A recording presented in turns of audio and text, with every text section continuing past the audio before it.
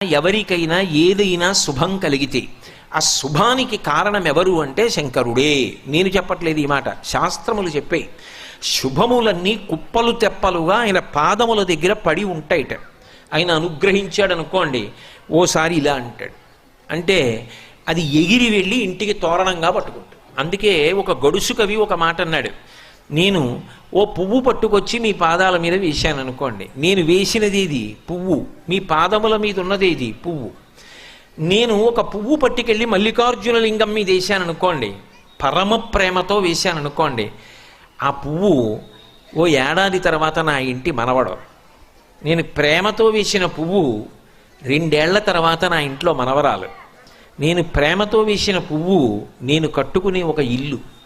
నేను వేసిన పువ్వు నాలో కలిగేటటువంటి భక్తి. నేను వేసిన పువ్వు ఏ వయస్సులో నాకు రావాలో ఆ వయస్సు